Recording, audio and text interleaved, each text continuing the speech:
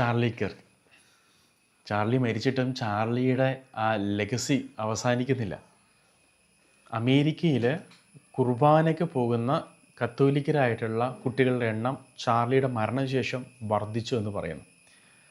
ചാർലിയെ പറ്റിയിട്ട് പേര് പോലും കേട്ടിട്ടില്ലാത്ത, അമേരിക്കയിൽ മാത്രമല്ല കൊറിയയിൽ പോലുമുള്ള ആളുകൾ ചാർലിക്ക് വേണ്ടിയിട്ട്, ചാർലിയുടെ നിത്യശാന്തിക്ക് വേണ്ടിയിട്ട് പ്രാർത്ഥിക്കുന്നു. ഇവൻ കേരളത്തിൽ പോലും ചെറുപ്പക്കാരുടെ ഇടയിൽ ചാർലി ഒരു സംസാര വിഷയമായി. അപ്പോൾ എന്താണ് ചാർലി വ്യത്യസ്തനാക്കുന്നത്? നോക്കൂ, യേശുവിന് വേണ്ടി ഒരു വ്യക്തി നിലനിന്നപ്പോൾ, ആ വ്യക്തി മരിച്ചപ്പോൾ ജീവിച്ചിരുന്ന ചാർലിയേക്കാളും 1000 മടങ്ങ് ശക്തനാണ് മരിച്ച ചാർലി. ഇത് ശത്രുക്കൾ അറിയുന്നില്ല. നമുക്ക് ഒരു വ്യക്തിയെ നമുക്ക് കൊല്ലാൻ സാധിക്കത്തുള്ളൂ, പക്ഷേ ആ വ്യക്തിയുടെ ആശയങ്ങളെ, അദ്ദേഹം കൈമാറിയിട്ടുള്ള ചിന്തകളെ ഒരിക്കലും ഒരാൾക്കും കൊല്ലാൻ സാധിക്കില്ല. ഞാൻ വളരെ മനോഹരമായ ഒരു ആർട്ടിക്കിൾ ചാർലിയെ പറ്റി ഞാൻ വായിക്കുകയുണ്ടായി.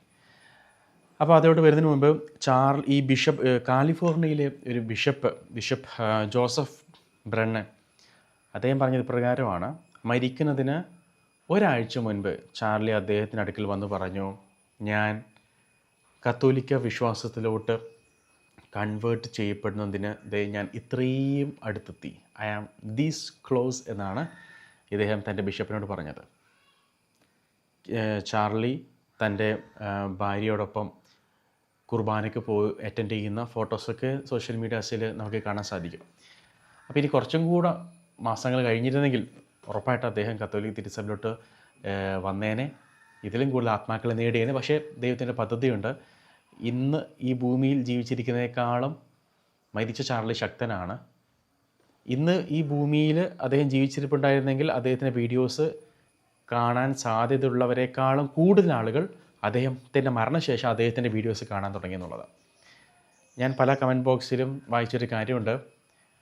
ചാർലിയെ പറ്റിയിട്ട് ഇന്ന് വരെ കേട്ടിട്ടില്ലാത്ത ആളുകൾ ഈ കമൻറ്റ് ബോക്സിൽ പറയുന്നൊരു കാര്യമുണ്ട്, ഈ മനുഷ്യൻ ആരാണെന്ന് ഞങ്ങൾക്കറിയത്തില്ല, പക്ഷേ ഇദ്ദേഹം മരിച്ചപ്പോൾ ഹൃദയത്തിൽ വളരെ വലിയ ഒരു ദുഃഖം അനുഭവപ്പെടുകയും ഇദ്ദേഹത്തിന് വേണ്ടിയും ഇദ്ദേഹത്തിൻ്റെ ആത്മാവിന് വേണ്ടിയും ഇദ്ദേഹത്തിൻ്റെ കുടുംബത്തിന് വേണ്ടിയും പ്രാർത്ഥിക്കാൻ വേണ്ടിയിട്ട് അവർക്ക് തോന്നുകയാണെന്ന്. വേറെ എത്ര പേര് മരിക്കുന്നില്ലേ ലോകത്ത്, പക്ഷേ ഇദ്ദേഹം മരിച്ചപ്പോൾ ഞങ്ങൾക്ക് പ്രാർത്ഥിക്കാൻ തോന്നുന്നുവെന്ന് അമേരിക്കയിലും അമേരിക്കയുടെ പുറത്തും കൊറിയയിലും യൂറോപ്പിലും എല്ലാം ഉള്ള ആളുകൾ പറയുകയാണ്. അപ്പോൾ നമ്മുടെ കേരളത്തിൽ പോലും ഇതൊരു സംസാര വിഷയമായി. ഇദ്ദേഹം എന്താണ് ചെയ്യുന്നത്? ഒരു വചനപ്രഘോഷകൻ പോലുമില്ല, ഒരു സാധാരണ ഒരു 10-31 വയസ്സുള്ളൊരു യൂത്ത്, യേശുവിനെ പ്രതി ജ്വലിക്കുന്നൊരു യുവാവ്. ഇദ്ദേഹം യൂണിവേഴ്സിറ്റികളിൽ കയറി ഇറങ്ങി. ഇദ്ദേഹം, ഞാൻ മനസ്സിലാക്കിയിടത്തോളം, കോളേജ് വിദ്യാഭ്യാസം ഇദ്ദേഹം നേടിയിട്ടില്ല. അദ്ദേഹം പറയുന്നത് കോളേജ് വിദ്യാഭ്യാസം ഒരു സ്കാമാണ് എന്നാണ് പറയുന്നത്. ആ വിദ്യാഭ്യാസം പോലും നേടാത്തൊരു വ്യക്തി ഇതേ യൂണിവേഴ്സിറ്റികളിൽ കയറി ഇറങ്ങിയിട്ട് അവിടെയുള്ള ചെറുപ്പക്കാരെ, ഈ കോളേജ് വിദ്യാഭ്യാസം മലിനപ്പെടുത്തിയിട്ടുള്ള അവരുടെ ചിന്തകളെ അദ്ദേഹം ശുദ്ധീകരിക്കുകയാണ്, ഡിബേറ്റ് ചെയ്യുകയാണ്. വിശുദ്ധ പൗലോസ്ലീഹയൊക്കെ ചെയ്തതുപോലെ യേശുവാണ് ക്രിസ്തു എന്ന സത്യം യഹൂദരോട് ഡിബേറ്റ് ചെയ്ത് ചർച്ച ചെയ്ത് രാപ്പകൽ ഓരോ സ്ഥലത്ത് പോയിട്ടും ചർച്ച ചെയ്തിട്ടാണ് വിശുദ്ധ പൗലോസ്ലീഹ ആളുകളെ വിശ്വാസത്തിലൂടെ നയിച്ചത്. അപ്പം ഈ ചാർലിയും ചെയ്തത് ഇത് തന്നെയാണ്. അപ്പോൾ ഈ ചാർലിയെ പറ്റിയിട്ടുള്ള ഒരു മനോഹരമായ ആർട്ടിക്കിൾ ഞാൻ ഈ അടുത്ത് കണ്ടു, ഞാനത് വായിക്കാം. ജീവിതം ക്രിസ്തുവും മരണം നേട്ടവും ആയൊരാൾ. ചാർലി കിർക്ക് സുന്ദരനും സുമുഖനുമായ ചെറുപ്പക്കാരൻ, രാഷ്ട്രീയം ഇഷ്ടവിഷയം, സാമൂഹ്യ സാംസ്കാരിക വിഷയങ്ങളിൽ കൃത്യമായ നിലപാടുകളുള്ള വ്യക്തി, ആശയങ്ങളിൽ യാഥാസ്ഥിതികൻ, അമേരിക്കൻ ക്യാമ്പസുകളെ ഇളക്കി മറിച്ച ടേണിംഗ് പോയിൻ്റ് അമേരിക്കയുടെ സ്ഥാപകൻ, ഉജ്ജ്വല വാഗ്മി, ദശലക്ഷക്കണക്കിന് ആരാധകർ, സന്തോഷകരമായ കുടുംബജീവിതം, അമേരിക്കൻ പ്രസിഡന്റ് പദവി വരെ എത്തുമെന്ന് ജനങ്ങൾ കരുതിയ വ്യക്തി. എന്നാൽ തൻ്റെ മരണശേഷം ചാർലി കിർക്ക് ഓർമ്മിക്കപ്പെടുന്നത് ഇതുകൊണ്ടൊന്നുമല്ല. സെപ്റ്റംബർ 10-ാം തീയതി തനിക്ക് ഏറ്റവും ഇഷ്ടമുള്ള യുവജനങ്ങളോട് സംസാരിച്ചു കൊണ്ടിരിക്കെ ഉറ്റാവ് വാലി യൂണിവേഴ്സിറ്റിയിൽ വച്ച് ഒരു അക്രമി അയച്ച വെടിയുണ്ട ചാർലിയുടെ കഴുത്തിലൂടെ കടന്നുപോയി. ആ ശബ്ദം നിലച്ചു. എന്നാൽ ഇന്ന് ചാർലി ഓർമ്മിക്കപ്പെടുന്നത് അയാൾ പറഞ്ഞ വാക്കുകളുടെ പേരിലാണ്.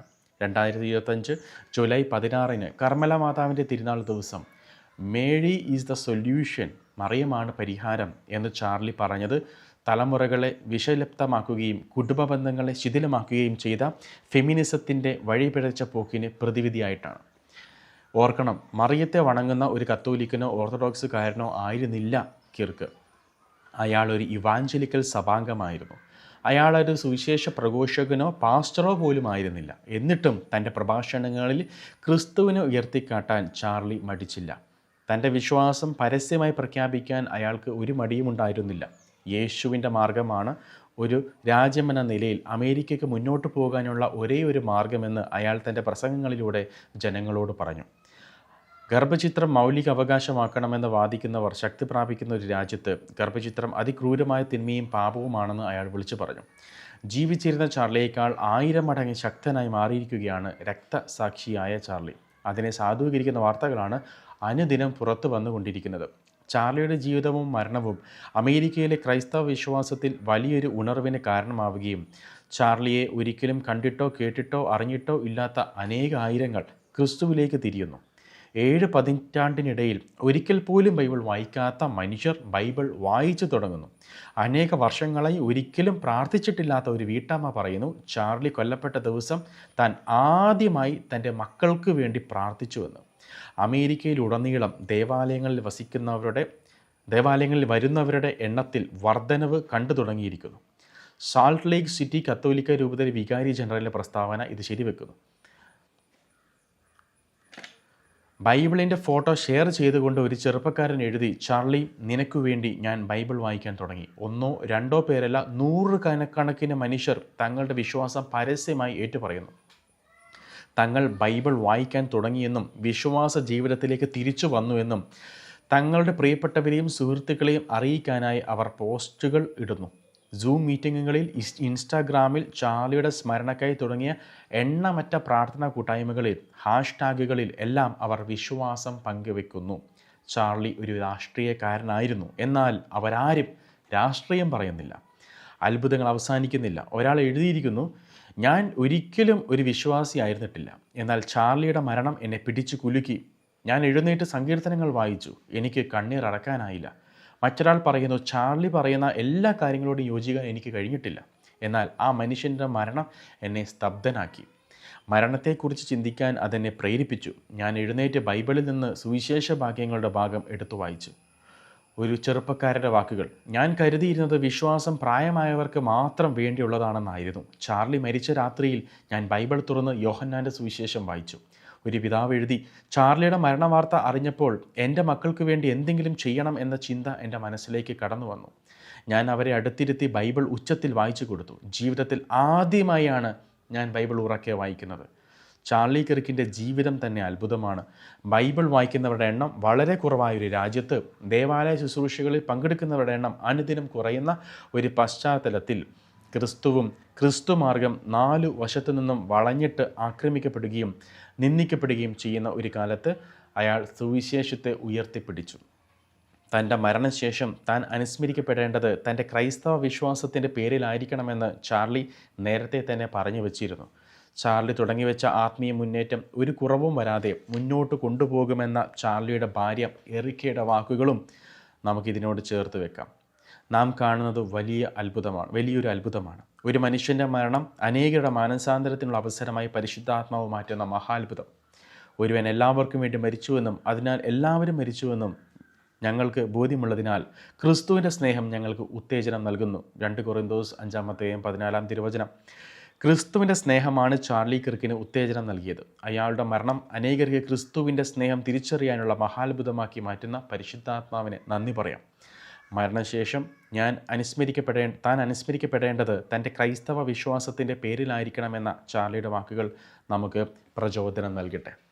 എൻ്റെ പ്രിയമുള്ളവരെ, ഇത് വളരെ വലിയൊരു എക്സാമ്പിളാണ്.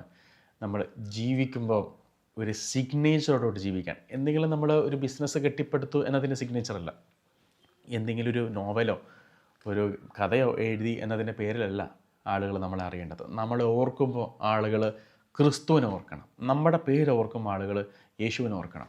ഈ ലോകം അവസാനിക്കുന്നത് വരെ ചാർലി കിർക്ക് ഓർക്കും ആളുകൾ യേശു ക്രിസ്തുവിനെ ഓർക്കും. ചാർലിയുടെ വൈഫ് എറിക്കയെ പറ്റി പറയുകയാണെങ്കിൽ, ഒരു ധീരയായ വനിത.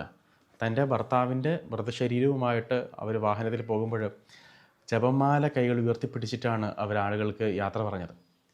അതുപോലെ ചാർലി കിർക്ക് മരിച്ചു തൊട്ടടുത്ത ദിവസം തീർച്ചയായിട്ടും അവർ ദുഃഖം കൊണ്ട് നിറഞ്ഞിരിക്കുകയാണ്. പക്ഷേ അവരുടെ വാക്കുകൾ ശക്തമാണ്, വളരെ സ്ട്രോങ് ആണ്. എറിക്ക പറഞ്ഞൊരു കാര്യമുണ്ട്, ചാർലി, നിൻ്റെ ഈ മിഷൻ, ടേണിംഗ് പോയിൻ്റ് എന്ന ഈ മിഷൻ ഞാനൊരിക്കലും ഞാനത് വിടില്ല, ഞാനത് ഉയർത്തിപ്പിടിക്കും എന്ന്.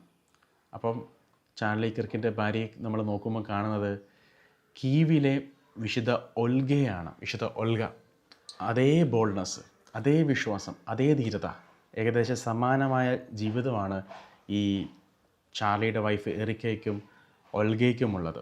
രണ്ടുപേരുടെ ഭർത്താവും കൊല്ലപ്പെട്ടതാണ്. അപ്പോൾ ഈ ഒൽഗ, വിശുദ്ധ ഒൽഗ കീവ്, റഷ്യയിലെ കീവിലാണ് ജനിച്ചു വളർന്നത്. പിന്നീട് കത്തോലിക്ക വിശ്വാസത്തോടെ കൺവേർട്ട് ചെയ്യപ്പെട്ട് ഹെലേന എന്ന പേര് സ്വീകരിച്ചു. ഒൽഗ ഓഫ് കീവ് AD 890 ജനിച്ച് 969 അവർ മരണപ്പെട്ടു. ഒൽഗയുടെ ഭർത്താവിൻ്റെ പേര് ഐഗർ ഓഫ് കീവ്, അവിടുത്തെ ഒരു രാജാവായിരുന്നു. ഐഗർ അവരുടെ അയൽവക്കത്തുള്ള ഒരു ഗോത്രത്തിലെ ഡ്രവ്ലിയൻസ് എന്ന് പറയുന്ന ഒരു ട്രൈബ് ആണ് ഈ ഒൽഗയുടെ ഭർത്താവിനെ കൊന്നത്. പിന്നീട് അതിൻ്റെ റിവെഞ്ചിൻ്റെ ഭാഗമായിട്ട് ഒൽഗ ഈ ഡ്രവ്ലിയൻസിനെ തോൽപ്പിച്ചു, തകർത്തു, കീഴടക്കി. പിന്നീട് 957 ഒൽഗ കോൺസ്റ്റാന്റിനോപ്പിളിൽ വെച്ചിട്ട് ഒരു ക്രിസ്ത്യാനിയായിട്ട്, കത്തോലിക്കായിട്ട് മാനസാന്തരപ്പെട്ടു. ഹെലേന എന്ന പേര് സ്വീകരിച്ചു. ഈ ഒൽഗയുടെ ഗ്രാൻഡ് സൺ വിശുദ്ധ വ്ളാഡിമിർ ദി ഗ്രേറ്റ് പിന്നീട് ആ നഗരം മുഴുവനും ഒരു ക്രൈസ്തവ രാജ്യമാക്കി മാറ്റുകയുണ്ടായി. 988 ജൂലൈ 14 ഈ ഒൽഗയുടെ തിരുനാൾ. ഓർത്തഡോക്സ് സഭയും ഈ വ്യക്തിയെ വിശുദ്ധിയായിട്ട് തന്നെയാണ് കാണുന്നത്. അപ്പോൾ നമ്മുടെ ലൈഫിൽ നമ്മൾ പ്രതീക്ഷിക്കാത്ത സംഭവങ്ങൾ സംഭവിക്കുമ്പോൾ നമ്മൾ മനസ്സിലാക്കാം, ഈശോ അറിയാതെ നമ്മുടെ ജീവിതത്തിൽ ഒന്നും സംഭവിക്കുന്നില്ല. യേശുവിന് വേണ്ടിയിട്ട് നമ്മൾ ജീവിക്കണം. ഉറക്കത്തിലും ഉണർവിലും ഭക്ഷണം കഴിക്കുമ്പോഴും നടക്കുമ്പോഴും നമുക്ക് ഉറക്കം ഉണ്ടാകാൻ പാടില്ല. യേശുവിനെ പ്രതി, യേശുവിൻ്റെ സ്നേഹത്തെ പ്രതി നമുക്ക് ഉറക്കം പോലും നമുക്ക് ഉണ്ടാകാൻ പാടില്ല. അയ്യോ, ഇന്ന് ഈശോയ്ക്ക് വേണ്ടിയിട്ട് ആത്മാക്കളെ നേടിയില്ലല്ലോ, അല്ലെങ്കിൽ ഇന്ന് ഈശോയെ പറ്റി നമ്മൾ പറഞ്ഞില്ലല്ലോ എന്ന ഒരു ചിന്ത നമ്മളെ അലട്ടിക്കൊണ്ടേയിരിക്കണം. അപ്പോൾ പരിശുദ്ധമ്മയോട് പ്രാർത്ഥിച്ചുകൊണ്ട് നമുക്ക് അവസാനിപ്പിക്കാം. ആവേ മരിയ ഗ്രാസിയ പ്ലേന ഡോമിനസ് തേക്കും ബെനഡിക്താത്തും മുളേരിബുസ് എറ്റ് ബെനഡിക്തൂസ് ഫ്രുക്തൂസ് വെൻട്രീസ് ടു യേസൂസ് സാങ്താ മരിയ മാതർ ദേ ഓരാ പ്രോ നോബിസ് peccatoribus nunc et in hora mortis nostrae. Amen. Viva Cristo Rey.